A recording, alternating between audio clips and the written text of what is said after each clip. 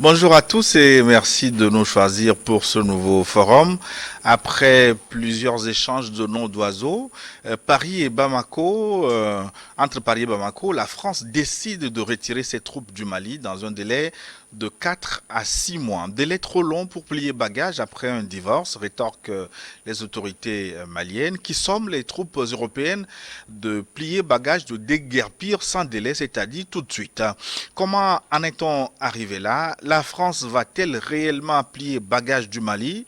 Les troupes européennes vont-elles malgré tout rester au Sahel? Ou précisément, quelles sont ou quelles seront les conséquences de ces changements brusques? Voilà les grandes questions au menu du forum de cette semaine thématisé Mali-France, divorce consommé avec un point d'interrogation. Nos invités, Magloire Kouakouvi, qui nous fait l'honneur d'être au plateau déjà. Professeur, bonjour. Bonjour, Le professeur Magloire Kouakouvi est philosophe. Vous c'est avez ça. enseigné et aimé longtemps la philosophie. Oui, j'enseigne toujours. Avec lui, Luc Abaki. Oui. Monsieur Abaki, bonjour. Bonjour Gilles. Qu'on finira par désigner spécialiste du Mali, hein, Je suis passionné par ce dossier. journaliste et analyste politique. Et notre troisième invité, un duplex de France, Sabikou Moumouni. Bonjour, monsieur Moumouni. Bonjour. Il nous reçoit pas pour le moment, on va le rejoindre d'un moment à l'autre. Oui, Monsieur Moumouni est doctorant en co-tutelle de thèse en études européennes et internationales dans les universités de Nantes en France et de Montréal au Canada. Canada. Monsieur Moumouni est membre du programme de recherche Alliance Europa Université de Nantes. Je rappelle à nos fidèles téléspectateurs qu'ils peuvent participer au débat en nous envoyant des questions écrites via WhatsApp. Je rappelle le contact plus 228 96 46 10 31 plus 228 96 46 10 31. Que pensez-vous donc de ce retrait de la France et des troupes européennes du Mali? Quelles en seront les conséquences? Le Mali peut-il assurer sa sécurité? Souhaitez-vous un redéploiement des forces françaises et européennes dans un autre pays africain au Sahel? Vos questions sont attendues au 96 46 10 31 précédé de l'indicatif plus 228. Et comme je le disais en introduction, la France et ses partenaires européens ont officialisé jeudi dernier leur retrait militaire du Mali après 9 ans de lutte anti-djihadiste. Nous ne pouvons pas rester engagés militairement aux côtés d'autorités de fait dont nous ne partageons ni la stratégie ni les objectifs cachés et qui ont recours à des mercenaires de la société Wagner aux ambitions prédatrices a pesté le président français Emmanuel Macron que je vous propose de réécouter.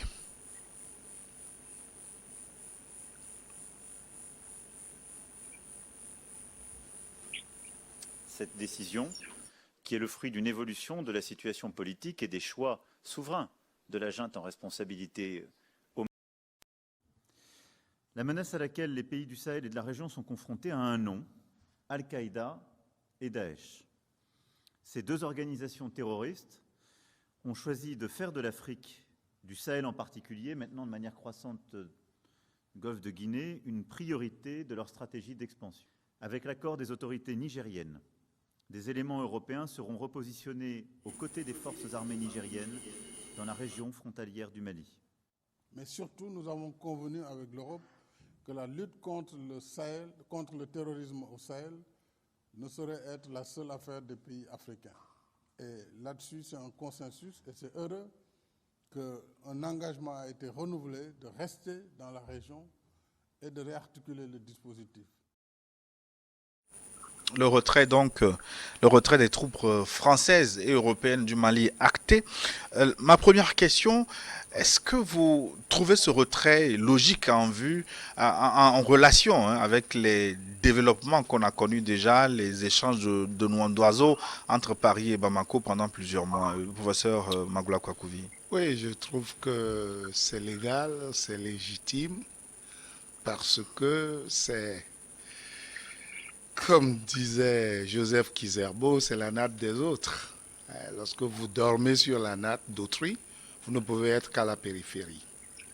Les Maliens étaient à la périphérie des centres de décision, bien que les choses se passaient au Mali. Donc, à un certain moment, ça peut être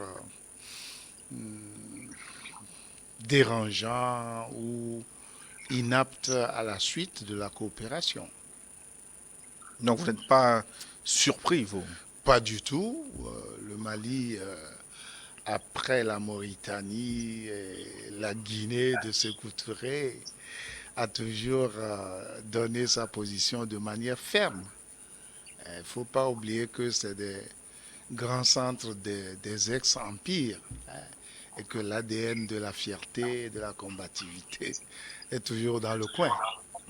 Lucas Baki, est-ce que vous trouvez ce retrait logique? Oui, logique dans la mesure où à un moment donné, il y avait un bras de fer que personne ne pouvait plus cacher à travers les joutes oratoires, à travers des propos belliqueux d'un camp comme de l'autre. Donc c'est clair que la collaboration était devenue difficile.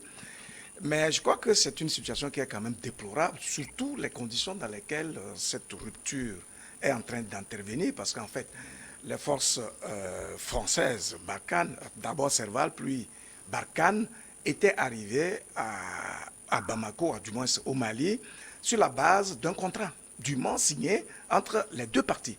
Donc ça veut dire que si rupture devait y avoir, c'est entre les deux parties. Ce qui est étonnant, c'est que la France puisse annoncer son retrait à partir de Paris, sans la présence de la deuxième partie, mais plutôt avec la complicité, si vous voulez, de la CEDEAO, ou du moins des représentants de la CEDEAO et de l'Union africaine, qui, eux, ne sont pas partie prenante quand même de ce contrat. C'est un peu déplorable. Donc je pense que c'est ce qui explique la réaction vigoureuse, justement, de la partie malienne qui dit prendre acte donc, de cette décision unilatérale et donc enjoint justement les forces européennes de quitter sans délai plutôt que d'attendre 4 à 6 mois pour pouvoir faire leur redéploiement. Voilà. Mais est-ce que ce retrait n'est pas intervenu, on va dire, trop tard? Parce que quand on suit le développement de l'actualité au Mali, il y a longtemps que la France se disait ne plus être en position de continuer son appui au Mali. Absolument. Il faut reconnaître que c'est une décision qui est extrêmement difficile pour le président Macron.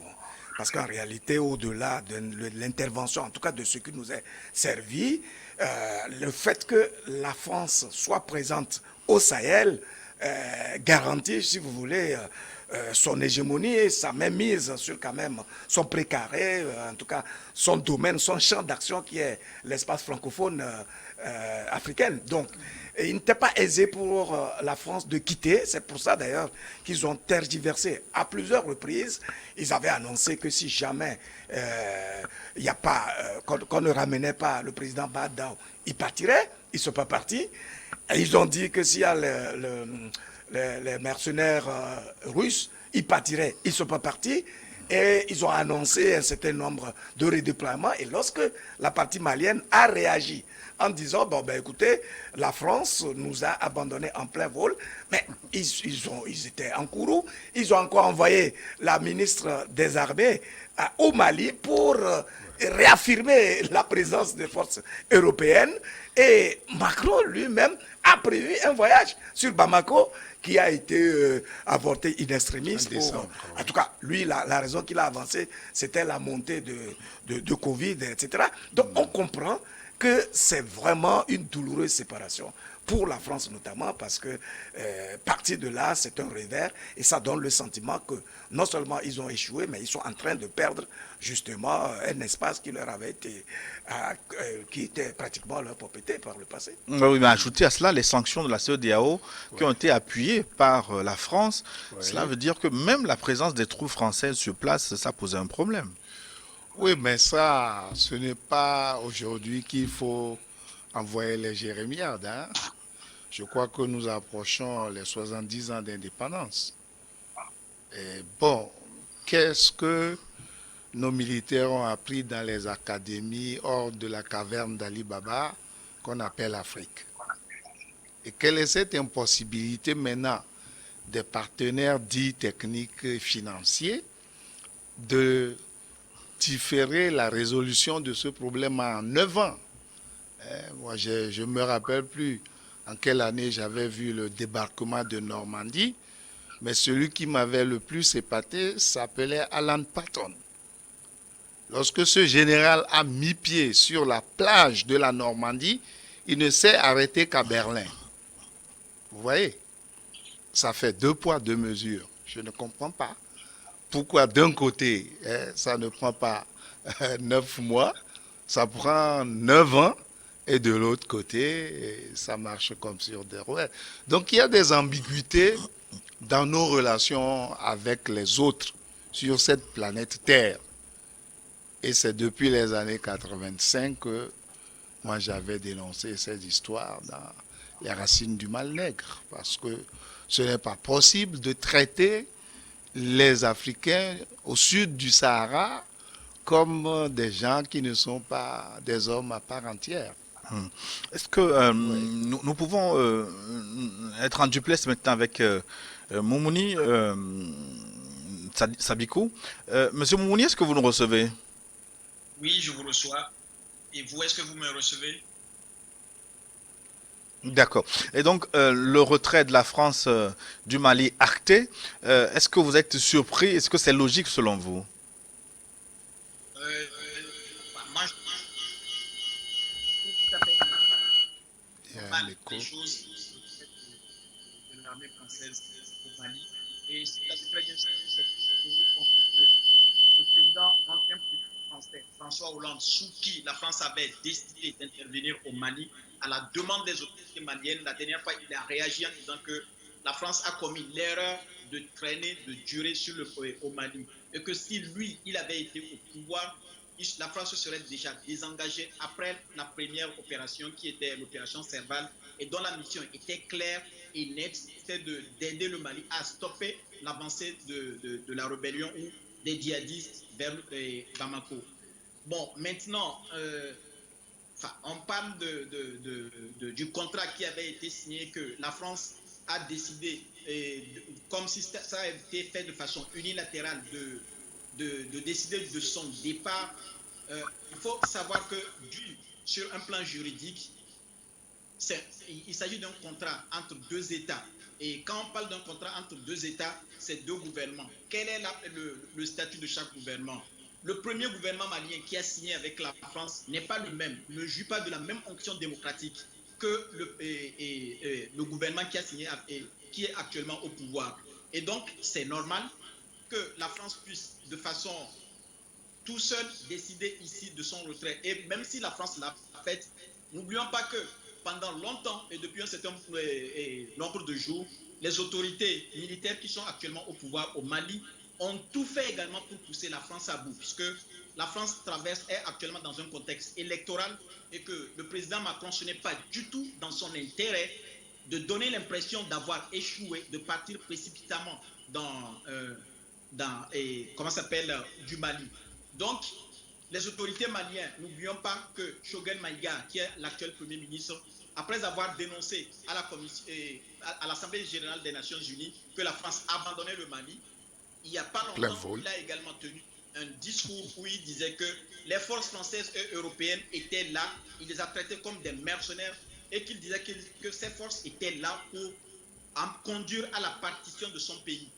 Et donc, avec un tel discours, on comprend très facilement que la France n'a pas d'autre choix, puisque la négociation ou à tout le moins le discours où le dialogue n'était plus possible entre les 2 gouvernements. Vous avez introduit votre émission en invoquant des noms d'oiseaux qu'on avait de part et d'autre. Et donc, à un moment donné, la France, le dialogue n'était plus possible entre les 2 gouvernements. Au sein des 2 États ont essayé de rappeler ou bien de renvoyer les uns et les autres, les ambassadeurs des autres. Donc, je ne pense pas que la France ait tort de décider de rester ici à Paris et de dire que nous quittons le Mali. Luc Abaki, les autorités maliennes Pendant longtemps, on reprochait à la force française et européenne une certaine inefficacité sur le terrain. Est-ce qu'on peut dire que ces forces ont échoué dans leur mission au Mali? Oui, mais moi je pense qu'il faut partir des faits. Même avant de répondre à cette question, je veux revenir sur cette histoire de contrat quand même entre deux États.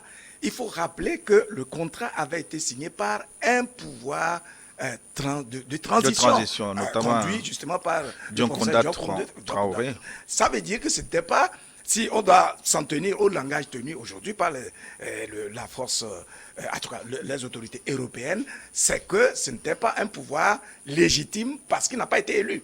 Et donc, c'est le même cas d'espèce aujourd'hui, puisqu'il s'agit justement des militaires qui ne sont pas non plus élus, mais qui au moins ont montré leur part de légitimité en mobilisant suffisamment des populations maliennes à la cause qu'ils sont en train de défendre.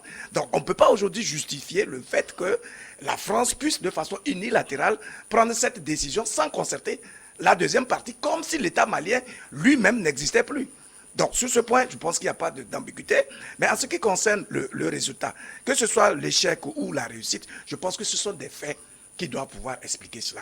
Lorsque les forces européennes, notamment Serval, arrivaient en 2013 au Mali, la menace djihadiste se répandait sur environ 20% du territoire. D'accord? Aujourd'hui, après 9 ans, on parle de presque 80% du territoire malien qui a été conquis justement par les djihadistes et puis les terroristes. Mais attends, donc ça veut dire que les faits parlent d'eux-mêmes. Voilà pourquoi les autorités maliennes ont demandé à réajuster les accords qui les lient justement à la force européenne de manière à voir de quelle manière ils peuvent diversifier les partenariats de sorte à pouvoir avoir un résultat sur le terrain. Je crois qu'il va de soi que lorsque vous êtes responsable d'un pays et vous avez un mal, vous invitez un partenaire pour qu'il puisse vous aider.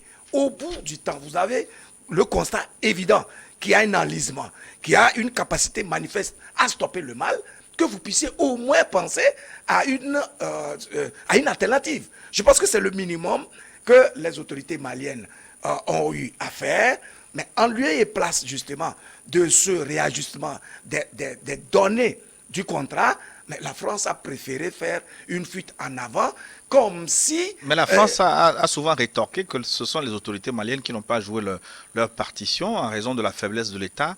Les zones libérées, selon les troupes françaises, n'ont pas pu être occupées par l'État malien. Oui, mais est-ce que ça empêche que la France respecte le contrat qui a été signé? Eh bien, ce sont les autorités maliennes qui sont justement en train de prendre des initiatives. Et je crois qu'en l'état actuel des choses, on peut faire l'état des lieux. À partir de l'instant où les Maliens ont décidé de nouer d'autres partenariats, les résultats aujourd'hui parlent quand même d'eux-mêmes.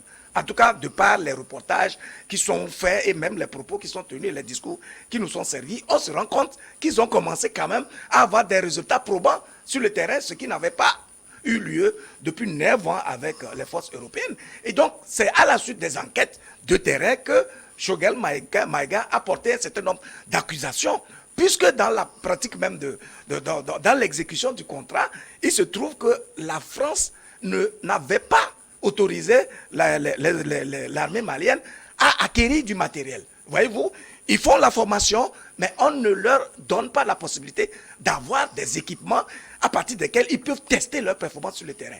Et au même moment, il y a des éléments documentés, selon en tout cas les propos de Choguel Maïga, que la France jouait justement un double jeu avec les djihadistes et leur promettait un certain nombre de choses. Et donc, face à ces accusations, on n'a pas vu la France retoquer ou donner des éléments probants pouvant montrer que ce sont des accusations fallacieuses. Professeur Magloire Kwakouvi, ce qui est reproché au Mali dans le discours des officiels français, c'est que c'est un double coup d'État, des autorités illégitimes qui cherchent à se maintenir au pouvoir coûte que coûte. Est-ce que vous vous retrouvez dans ce discours? Non, pas du tout, parce que nous avions crié depuis très longtemps que la France nous aide à nous comporter en homme autonome et indépendant, mais elle avait refusé.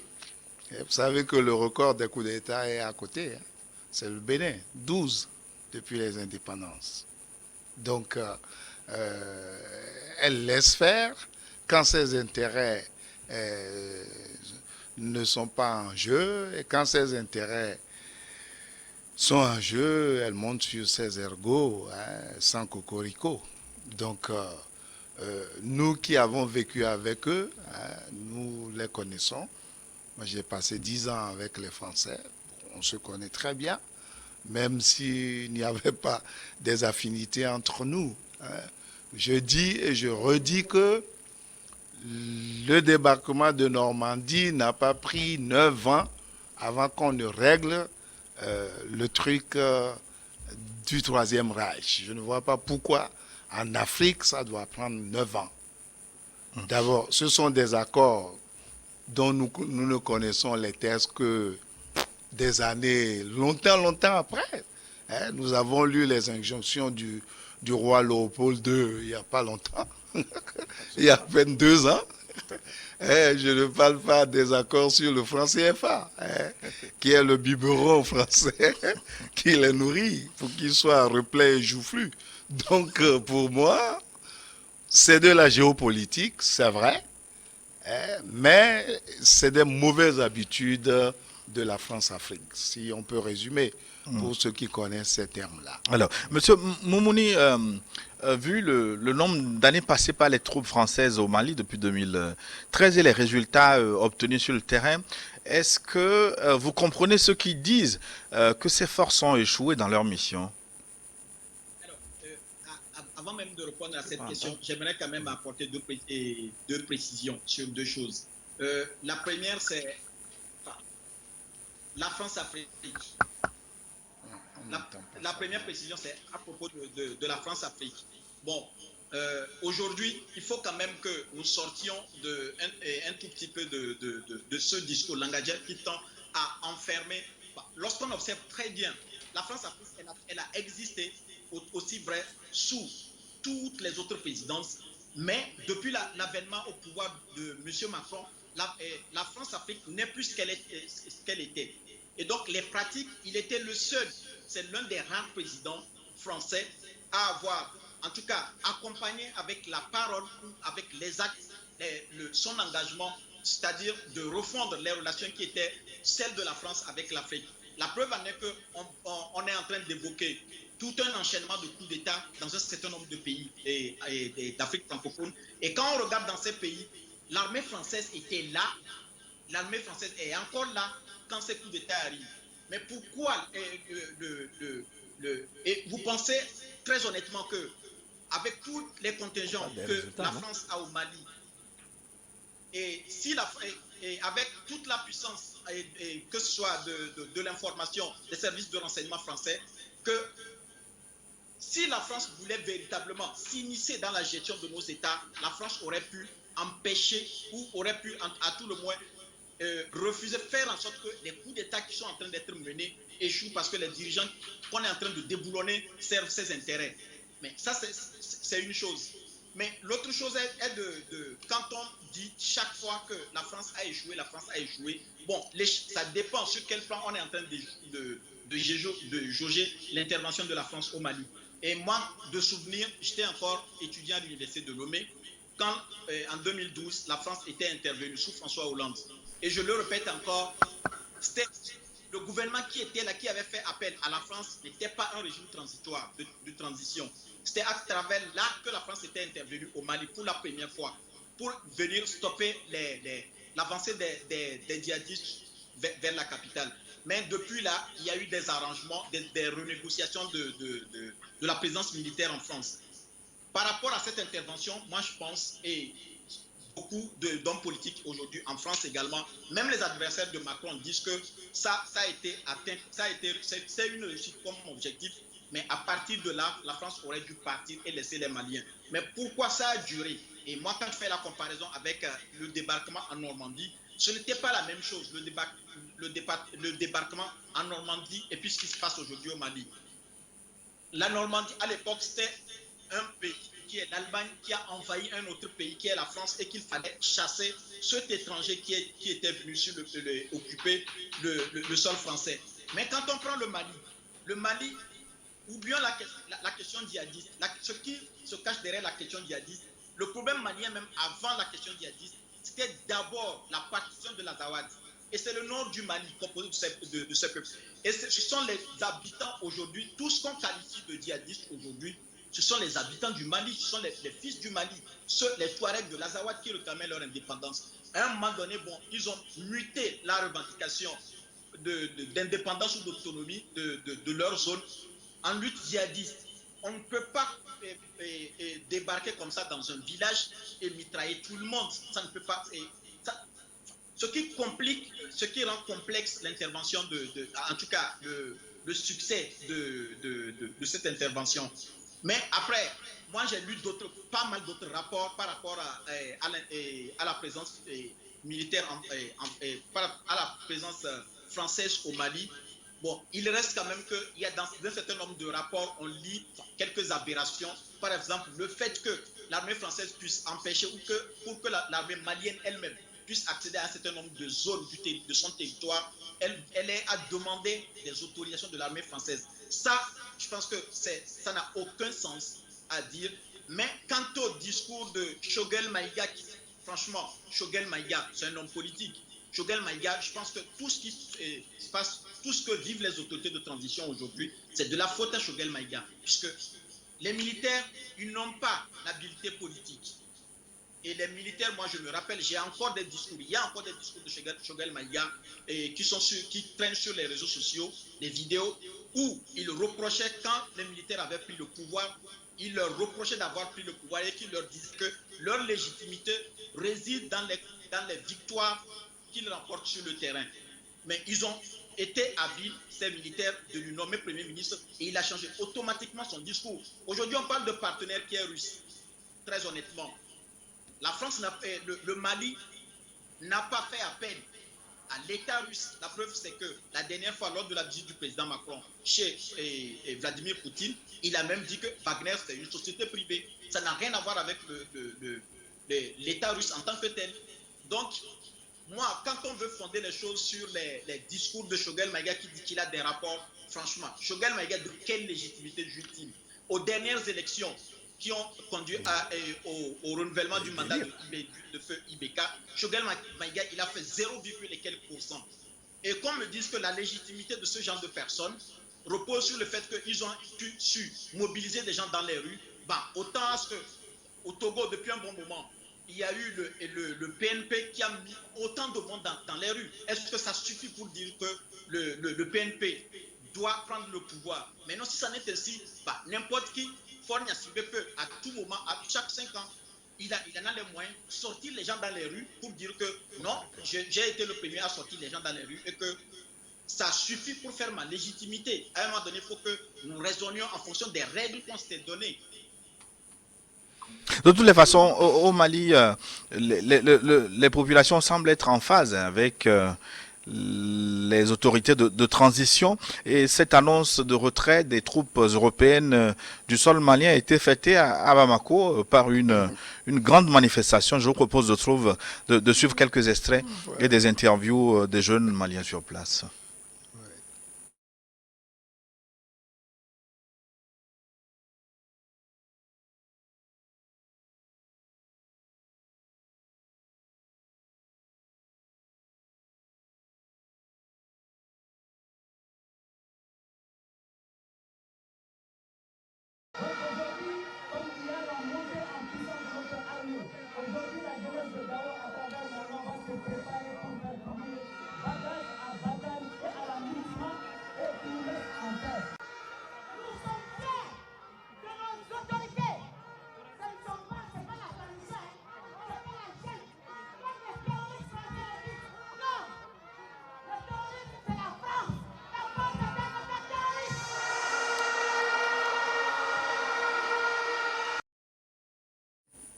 Donc, la colère d'Aminata Fofana contre les troupes françaises. Alors, Luc Abaki, le Mali, les Maliens semblent être en phase, en tout cas, avec ce qui se passe sur place.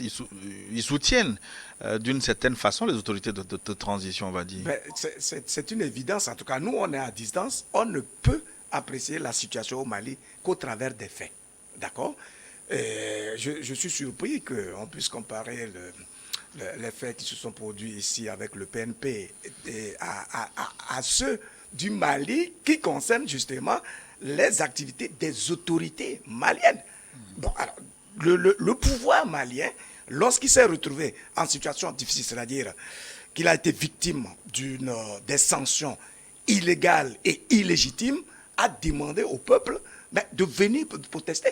C'est ce qui s'est passé. Donc c'est un État qui s'est manifesté, ce qui est différent de l'action d'une opposition, par exemple. Et donc, aujourd'hui, jusqu'à preuve du contraire, tant qu'il n'y a pas une mobilisation contraire ou des voix dissonantes assez sérieuses qui nous prouvent qu'en réalité, la politique aujourd'hui adoptée par les autorités politiques actuelles du Mali n'est pas acceptée par la population, nous ne pouvons qu'observer ce qui se passe là et nous dire, attention, à partir de l'instant où le peuple lui-même adhère à la vision et aux actions qui sont menées par ces autorités, on ne peut pas être plus royaliste que le roi. Voyez-vous, M. Moumouni avait fait allusion aux moyens, aux techniques et à tout ce qu'il y a de renseignements que la France a, et donc il aurait pu empêcher, évidemment, des coups d'État, etc. Mais justement, ce sont ces moyens qu'on a sollicités pour résoudre un problème précis, qui est l'attaque, justement, de l'État malien par des djihadistes.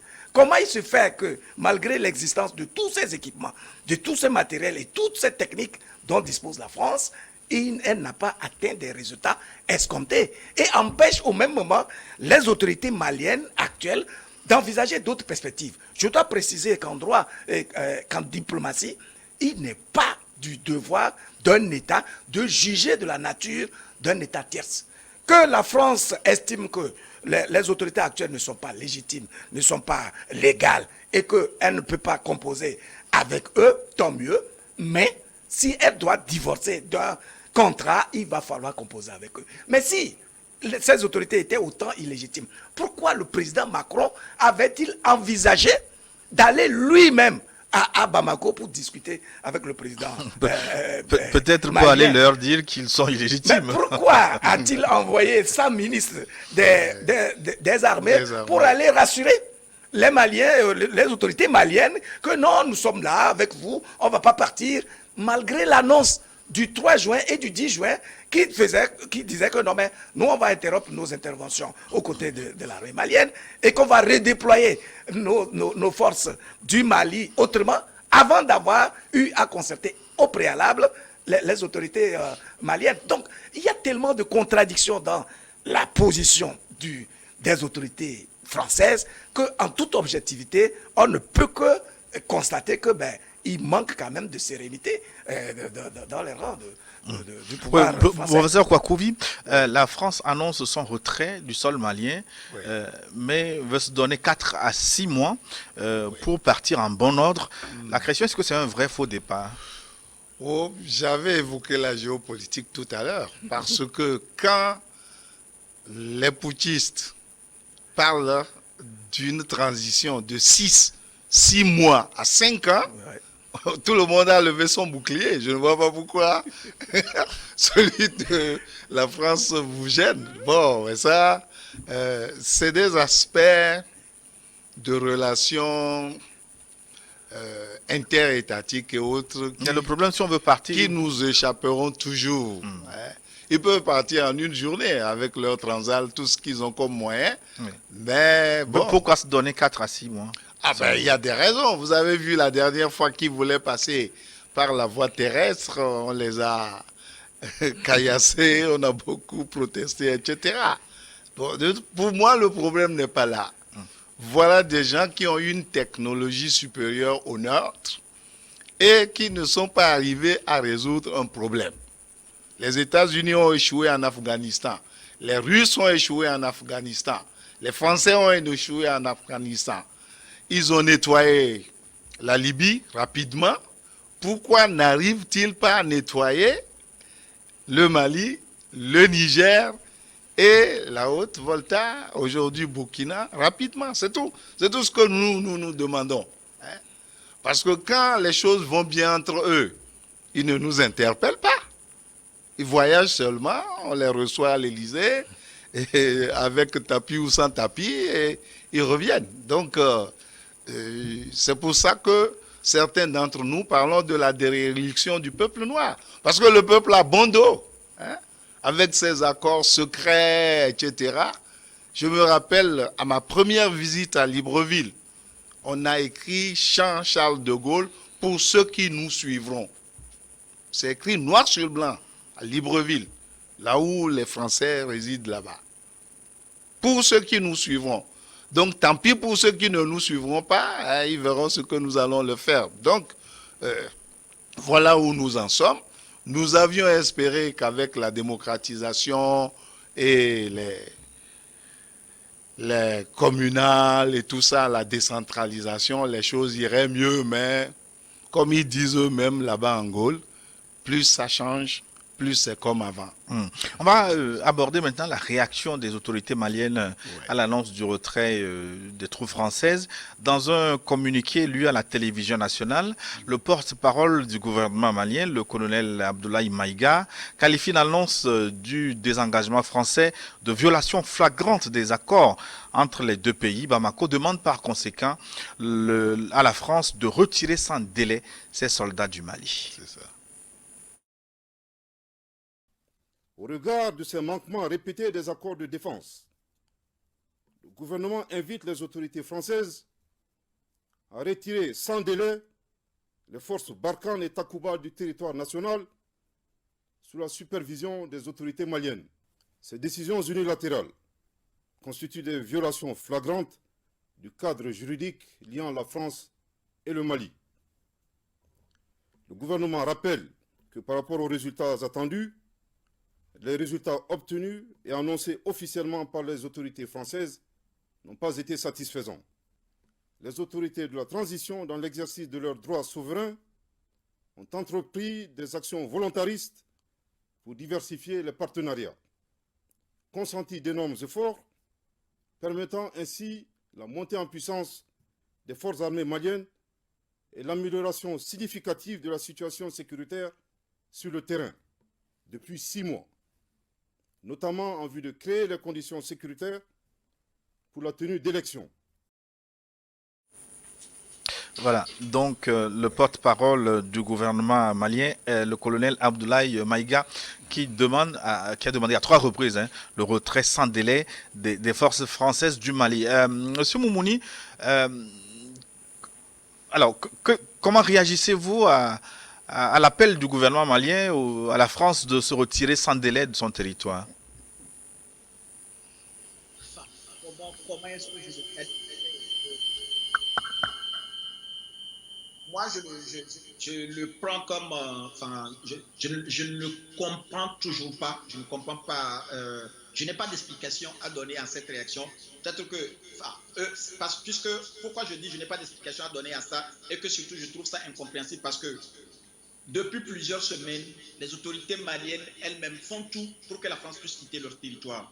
Et qu'une fois que la France a dit, bon bah, après s'être concertée avec tous les autres pays de l'espace sahélien, sauf le Mali et le Burkina Faso. Et donc, ce n'est même pas, cette exclusion ne concerne pas que le Mali seul, c'est avec le Burkina Faso également, puisque c'est un principe des autorités françaises, mais également de la CEDEAO, des organisations sous-régionales, de dire que quand un gouvernement a pris le pouvoir de façon illégitime, on ne traite pas avec ce gouvernement, ou du moins on le met au banc pour quelque temps. Et bon, une fois que la France a décidé de concerter les autres, sans inviter les autorités maliennes, ils disent, bon, nous sommes vexés, vous quittez notre territoire sans délai. Jusqu'à preuve du contraire, aujourd'hui, ce sont eux qui sont des autorités de fait du Mali. C'est totalement dans leur droit. Ils peuvent le faire, ils peuvent l'exclure de la France. Maintenant, ça reste à savoir qu'est-ce que la France comment est-ce que la France va réagir par rapport à ça. Si la France va s'y plier, et normalement, juridiquement, elle doit s'y plier. Maintenant, géopolitiquement ou bien réellement, puisque au-delà des principes politiques, géopolitiques, géostratégiques, il y a la réalité des faits. Il y a la réalité concrète, les faits, en tout cas, on a parlé ici des raisons cachées qui motivent les gestes ou bien les actions des États. Mais par-dessus tout, moi, je dirais plutôt que, M. Abaki a parlé tout à l'heure de la population malienne qui semble être en phase, puisqu'ils ont mobilisé plus de personnes. Les autorités maliennes elles-mêmes disent comme raison, avancent comme raison pour ne pas pouvoir être en mesure d'organiser les élections que les 2/3 du pays est occupé. Et donc, ça, le Mali, ce n'est pas que Bamako. Ce n'est pas que Bamako. Et donc, si on a mobilisé 5-10 millions de personnes à Bamako, les 2/3 de la population qui reste dans le reste du pays, on en fait quoi? Donc, ça ne suffit pas. C'est pourquoi moi, je dis que les démonstrations de force dans les rues ne suffisent pas à donner la légitimité, à dire que à donner toute la légitimité aux autorités qui sont maintenant. Mais je leur reconnais quand même qu'aujourd'hui, c'est eux qui sont à la tête du pays. Et de fait, ils doivent agir comme tels et les autres doivent les voir également comme tels. Mais maintenant, ils ont toute la légitimité, toute la légalité de fait aujourd'hui. Mais c'est dans la manière, c'est dans leur manière de le faire, moi, qui me dérange. Et la dernière fois, quand on a eu un débat où je disais que, en soi, les militaires qui sont au pouvoir, j'approuve pas mal de leurs actions. Et je trouve que l'Afrique d'aujourd'hui n'est pas l'Afrique de nos parents ou de nos grands-parents. Et que les autorités françaises comme occidentales doivent apprendre à se le mettre dans la tête. Et il me semble, moi, en tout cas, de mon analyse que je fais, mais également de la plupart des étudiants ou des personnes de la diaspora africaine qui parcourent les capitales occidentales ici, nous le voyons et nous sommes les premiers à remarquer que, en fait, les choses sont en train d'évoluer un peu, du moins du côté de la France avec l'avènement de Macron. Mais, quelque part, il y a une certaine façon de faire de notre côté aussi qui fait que les autres vont toujours continuer. Moi, c'est le show, la façon dont Choguel Maïga essaie de manipuler les choses en voulant faire du show, en fait. Moi, c'est ça qui me dérange. Et n'importe qui, le béaba de la C'est un politicien. Le béaba de la diplomatie, elle est d'abord souterraine avant d'être une diplomatie de show, en fait, sur les réseaux sociaux. D'accord. On va conclure cette première partie. Vous redonnez la parole tout à l'heure. On va laisser conclure les deux qui sont au plateau. Lucas Baki, est-ce que les autorités maliennes n'avaient pas intérêt à laisser la France partir d'elle-même au bout de ces 4-6 mois plutôt que d'engager une nouvelle polémique? C'est leur terre. C'est-à-dire qu'ils sont dans leur pays. Et ils apprennent à travers les médias que leur partenaire a décidé de partir dans un délai de 6 mois. Normalement, ça doit être une décision concertée. Ça relève du bon sens tout court. Et puis, contrairement à ce que mon frère venait de dire à l'instant, mais je crois que le vrai show, ce sont les autorités parisiennes qui sont en train de faire du show en annonçant tout à travers les médias. C'est-à-dire qu'ils ont rompu le dialogue avec les autorités maliennes sous prétexte qu'elles ne seraient pas légitimes. Et donc, tout ce qui concerne le Mali ne se dit qu'à travers des médias ou d'autres pays. Et ça, les faits sont là. Donc, lorsque Choguel Maïga prend la parole, il évoque des faits. Il évoque des faits et il les argumente à travers une démonstration qui est claire. Ce qu'on aurait dû attendre, ou ce qu'on aurait attendu de la France, c'est qu'elle puisse retorquer sur ces faits-là, apporter la contradiction pour démontrer qu'en réalité, ce que Choguel Maïga est en train de dire ne relève que ce ne sont que des balivernes. Mais à vrai dire, sur des questions précises, notamment en ce qui concerne la complicité ou le double jeu de la France avec les djihadistes, etc., et la France ne s'est jamais prononcée. Et puis, il faut se souvenir que la France a refusé le dialogue avec un certain nombre de djihadistes, alors qu'ils étaient partie prenante de l'accord d'Alger. Donc, les Maliens, pour retrouver la sérénité et résoudre leurs problèmes, ont décidé de se retrouver en Italie pour réajuster les choses et apporter l'apaisement sur le terrain. Ce qui compte, c'est le résultat. Parce qu'en réalité, ce qui est engagé, c'est la vie des millions de Maliens. Maintenant, si on me dit que oui, le Mali, ce n'est pas Bamako, les manifestations n'avaient pas lieu qu'à Bamako le 14 janvier dernier. Deuxième chose, c'est que s'il y a des contestataires, rien ne les empêche non plus de De descendre s'exprimer à la sur le rue, de se terrain. mobiliser. C'est tout. Ouais. Nous allons marquer une pause pour une nouvelle édition du journal. À la reprise, nous allons partager avec vous les questions des téléspectateurs. Ils sont très nombreux à vouloir s'exprimer sur le sujet. Au plus 228 96 46 10 31, nous reviendrons sur le débat et les questions des téléspectateurs. Donc juste après cette nouvelle pause pour une nouvelle édition du journal sur votre chaîne. À bientôt.